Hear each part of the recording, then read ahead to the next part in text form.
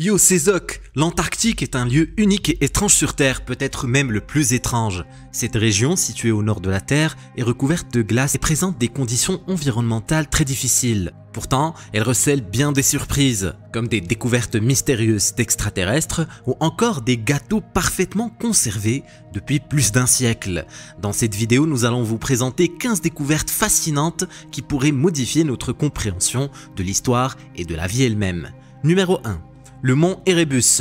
Le mont Erebus est un volcan unique en son genre situé en Antarctique. Il est considéré comme l'un des rares lacs de lave durables sur Terre, abritant un lac de lave dans son cratère principal. Bien que les éruptions du mont Erebus libèrent souvent de la lave et des cendres volcaniques dans les environs, la composition de la lave est différente de celle trouvée sur n'importe quelle autre partie de la planète. En effet, des études ont montré que la formation magnétique et la composition de la lave sont uniques. Cela en fait un sujet de recherche intéressant pour les scientifiques qui tentent de comprendre la complexité géologique de la Terre.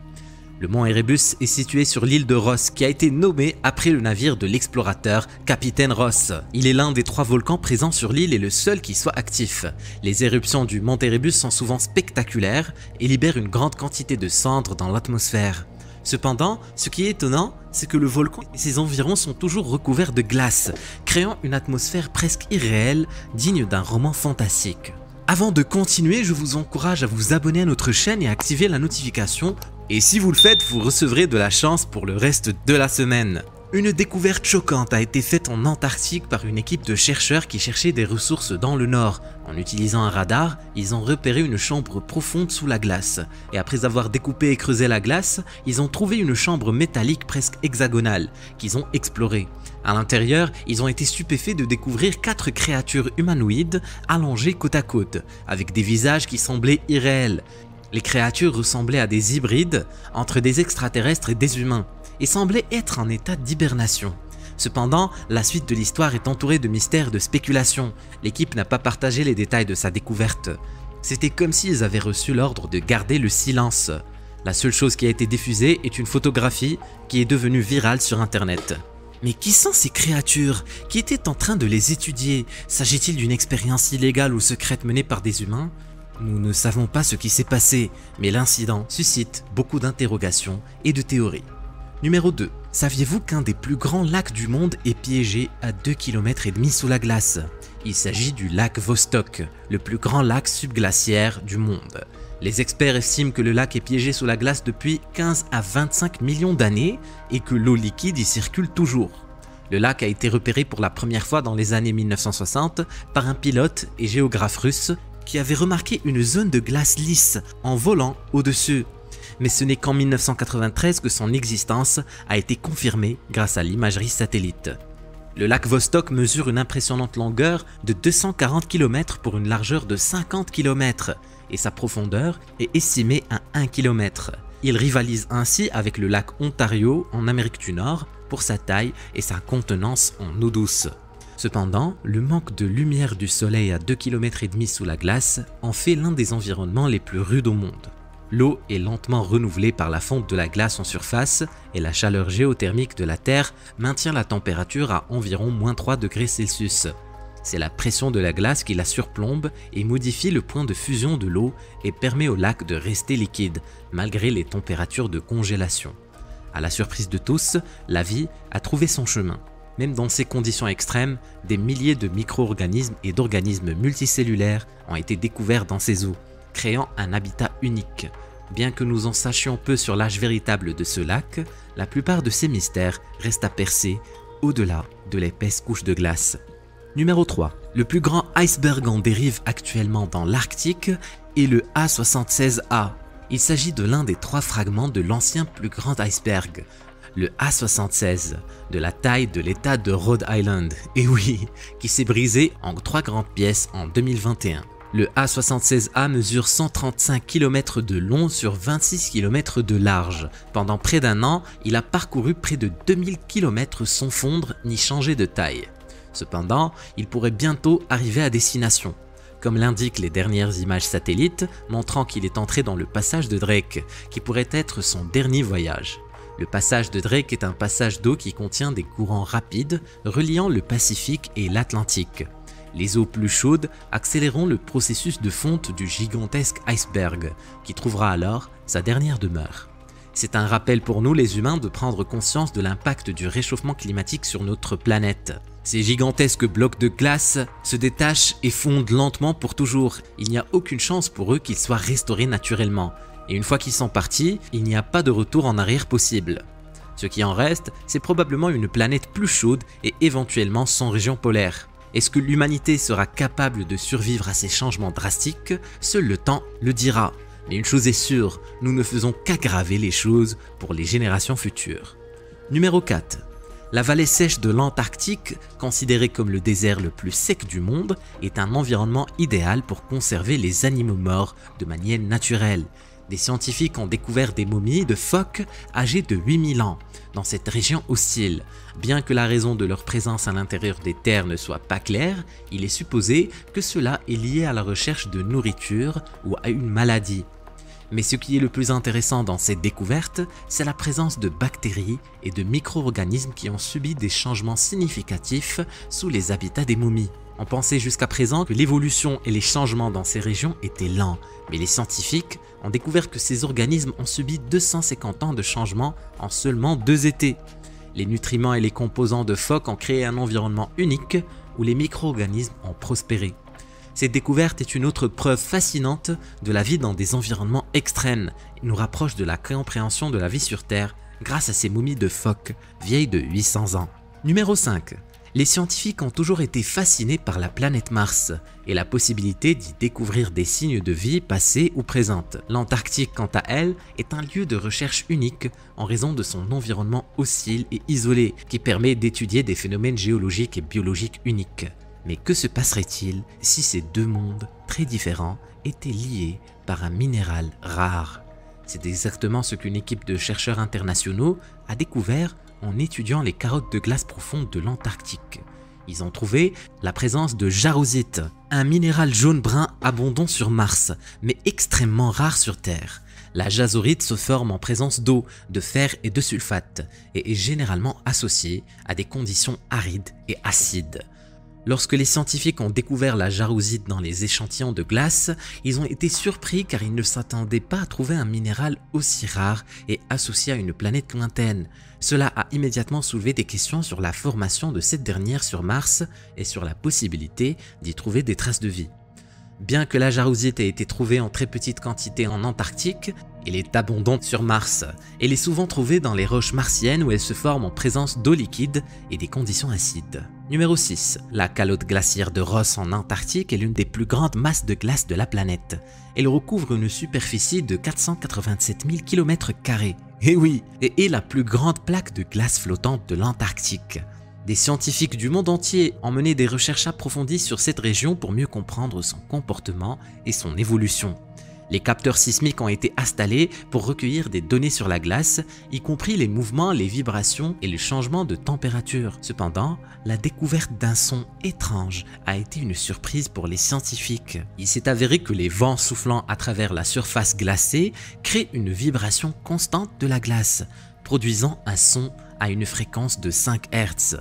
Bien que ce soit inaudible à l'oreille humaine, il est fascinant de constater que la nature a produit un phénomène aussi extraordinaire. De plus, les scientifiques ont constaté que la fréquence et la tonalité du son variaient en fonction des conditions météorologiques, offrant ainsi un moyen de suivre en temps réel les changements sur la surface de la glace. Cette découverte inattendue est passionnante car elle peut aider les scientifiques à mieux comprendre les conditions de la glace en Antarctique et à prédire les changements à venir.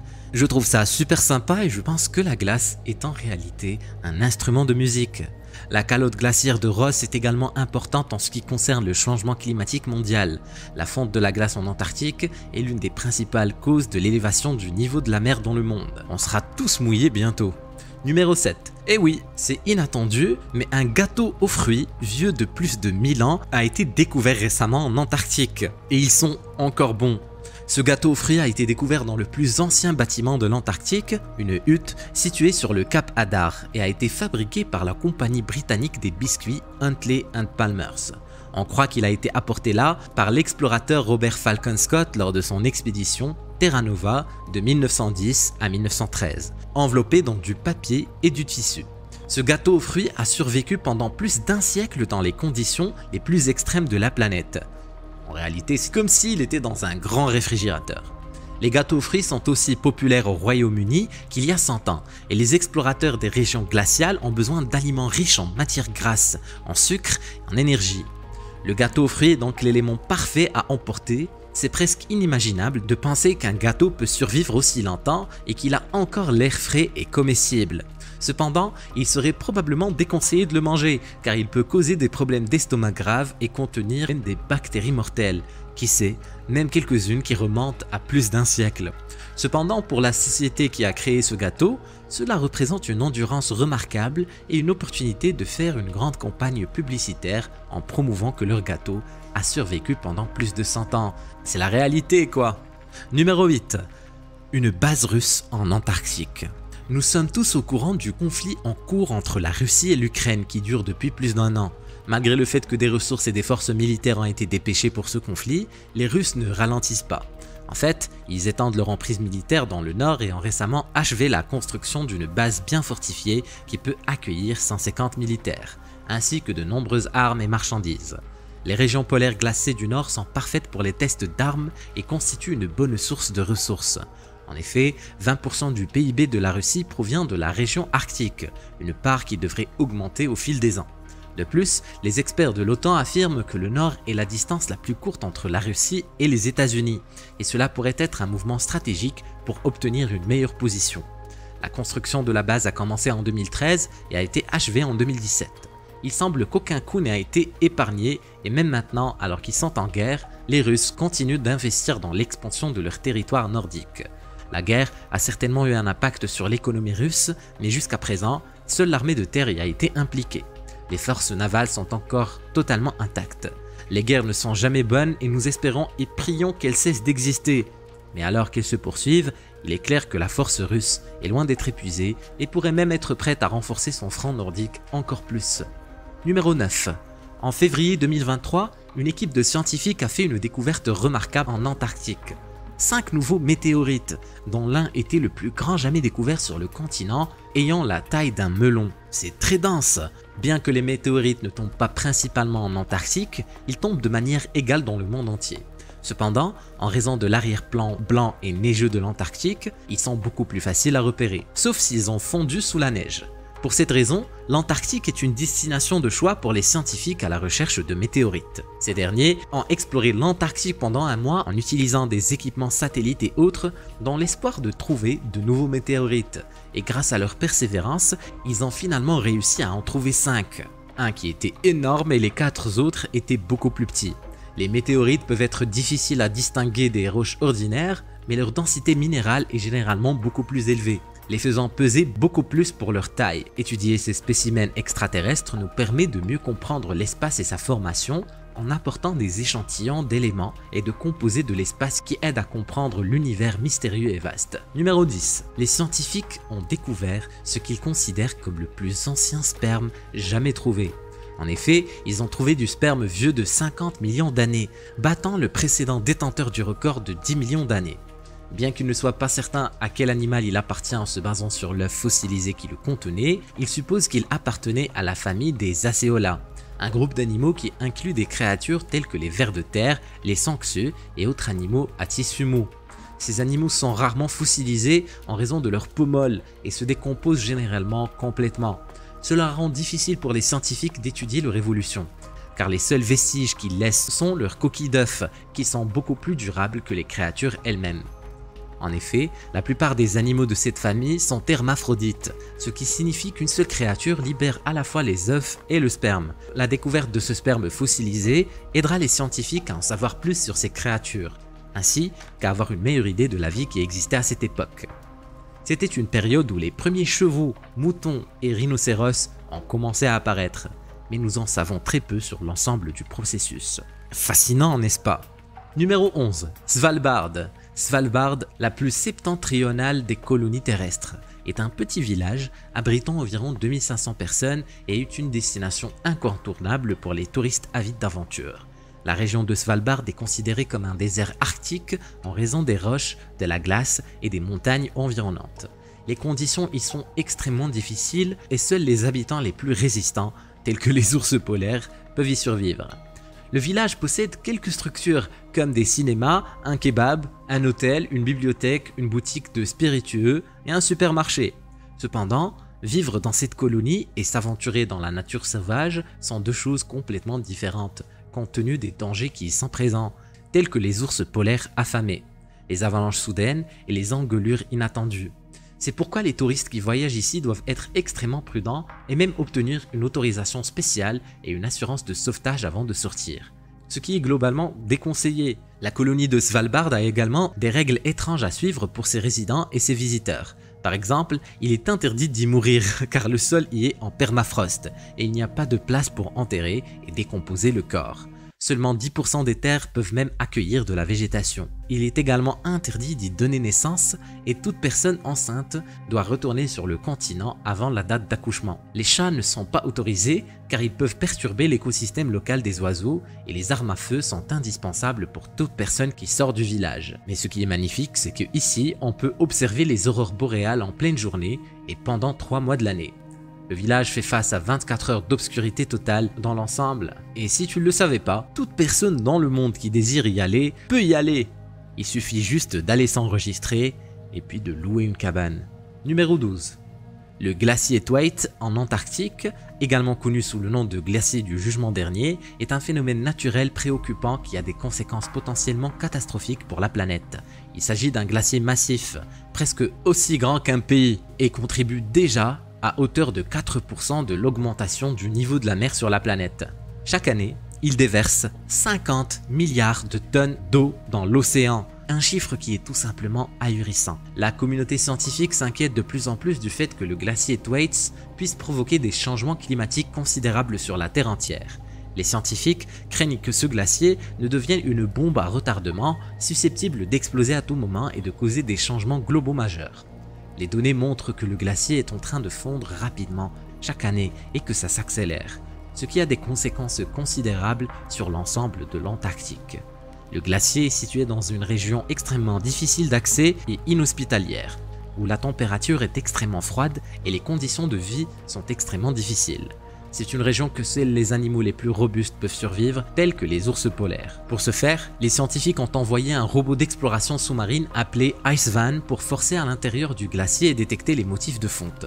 Ce qu'ils ont découvert était extrêmement préoccupant. Le glacier fond plus rapidement autour des parties présentant des fissures profondes, ce qui signifie, comme du verre, le tout peut briser en un point. Cette fissuration peut également entraîner l'effondrement de glaciers plus petits à proximité, ajoutant soudainement une quantité excessive d'eau dans l'océan. Flippant, non? Numéro 13. Il existe une ville abandonnée dans l'Arctique qui donne l'impression que ses habitants ont subitement déserté les lieux. Les assiettes sont encore laissées dans la cafétéria, les équipements miniers sont restés en attente, les maisons et les meubles donnent l'impression d'avoir été utilisés récemment. On dirait que toute la ville a tout laissé tomber ce jour-là et est partie, sans jamais revenir. Cette ville s'appelle Pyramiden et se trouve sur une île isolée entre la Norvège et le pôle Nord. Pyramiden était autrefois une ville minière développée par l'Union soviétique dans les années 1930. La ville comprenait tout, d'un hôpital au terrain de football, au pub, aux maisons, écoles, terrain de basket et même une statue de Lénine. Les Russes ont investi beaucoup de ressources pour construire et maintenir cette ville minière de charbon qui était un symbole de leur domination et de leur présence dans la région arctique. Mais leur travail a cessé dans les années 1990 lorsque la demande de charbon a diminué et que la ville n'était plus rentable. L'investissement a commencé à décliner et les résidents vivant là-bas ont bientôt réalisé qu'il n'y avait plus d'espoir pour cette ville solitaire au nord et ont commencé à migrer vers d'autres endroits. Les derniers habitants ont quitté Pyramiden en 1998, mettant fin à une époque importante de l'histoire de la ville et de la région arctique. Aujourd'hui, la ville est comme un lieu qui semble figé dans le passé, un aperçu de l'ère de l'Union soviétique, de ce à quoi ressemblait le monde à cette époque. Tout est à sa place, comme si les résidents allaient revenir à tout moment pour reprendre leur vie. Pourtant, malgré son abandon, la ville attire encore de nombreux visiteurs chaque année, attirés pour son histoire et sa beauté pittoresque. Les autorités norvégiennes ont repris le contrôle de la ville en 2007 et ont commencé à la restaurer et à la transformer en une destination touristique. Intelligent. Aujourd'hui, il est possible de la visiter, de séjourner dans l'hôtel rénové et déguster un repas au restaurant. Fascinant, n'est-ce pas? Numéro 14. Les tanks de Kharkov. Il n'y a pas de fin aux variations de véhicules terrestres que les humains ont fabriqués, mais seulement quelques-uns sont fabriqués pour fonctionner et survivre dans des environnements difficiles, comme les régions polaires. Bien que la technologie moderne ait créé des robots et d'autres véhicules utilitaires pour ces environnements, ces dernières années dans le passé, seuls 2 véhicules existaient pour remplir la mission d'explorer ces régions. En fait, l'un des véhicules ne pouvait même pas durer longtemps, et le seul à faire le voyage et à survivre pendant des années était le tank de Kharkov-Shankar de l'Union soviétique. Les États-Unis et la Russie voulaient tous deux conquérir les terrains arctiques difficiles dans l'espoir de faire progresser leurs recherches scientifiques. Les États-Unis ont fabriqué le Arctic Snow Cruiser dans les années 30, qui malheureusement n'a pas fonctionné très bien en raison de problèmes de pneus. Cependant, le tank de Kharkov, quant à lui, était une histoire complètement différente. Ce géant massif a été construit dans les années 1950 pour survivre aux conditions les plus extrêmes, capable de fonctionner à des températures de moins 50 degrés Celsius, grâce à une lourde isolation. Le véhicule, de 3,35 mètres de haut et 4,6 mètres de large et 8,53 mètres de long, était basé sur un tracteur d'artillerie lourde nommé le T-80, qui était un traceur modifié utilisant le châssis et le système de propulsion du char T-54 au lieu des roues. Il avait des chenilles comme un char pour aider à se déplacer dans la neige et la glace. L'intérieur était rien de moins qu'une remorque moderne contenant tout: une cuisine, une chambre, une salle de bain, un vestibule, un système de chauffage et un cockpit pour le conducteur et le navigateur, ainsi qu'un laboratoire et un atelier. C'était comme un appartement studio qui pouvait accueillir plusieurs membres. En 1959, 3 cargaisons entièrement équipées ont effectué un voyage impossible de 2700 km jusqu'au pôle arctique, quelque chose que le Snow Cruiser américain ne pouvait que rêver à l'époque. Ce véhicule impressionnant était l'un des inventions cruciales qui ont aidé l'humanité à avancer, rendant possible l'exploration et l'étude des environnements difficiles de l'Arctique. Numéro 15. Les régions polaires sont connues pour leurs phénomènes étranges et il y en a un particulièrement intéressant qui se produit sur les surfaces glacées de l'Antarctique. Des petits trous cylindriques donnent à la glace l'apparence d'un énorme bloc de fromage blanc. On les appelle des trous cryoconites et ils varient de quelques centimètres à 2 mètres et peuvent atteindre plusieurs mètres de profondeur dans la glace. Le mot cryo signifie glace et conite signifie poussière. Ces trous cylindriques sont remplis d'eau et sont créés lorsque des sédiments de petites pierres, de microbes et de cendres volcaniques se forment à la surface de la glace. Les sédiments circulaires sombres absorbent la chaleur du soleil et commencent à fondre plus profondément dans la glace à mesure qu'ils tombent, au fur et à mesure. Le trou laissé derrière est rempli d'eau et devient un écosystème miniature. En hiver, le haut du trou se transforme en une couche de glace pour préserver l'eau et son contenu à l'intérieur. Chaque trou est comme un monde différent de microbes et de micro-organismes uniques. Des micro-organismes du monde entier peuvent être trouvés dans ces petits écosystèmes, ce qui en fait l'un des mécanismes naturels les plus fascinants. Fascinant, n'est-ce pas? Cette créature a été enfermée pendant des années et plusieurs personnes ont pensé qu'elle était éteinte. Clique sur la vidéo pour en savoir plus. Vas-y, clique! Tu découvriras aussi d'autres animaux que tu n'as jamais vus auparavant.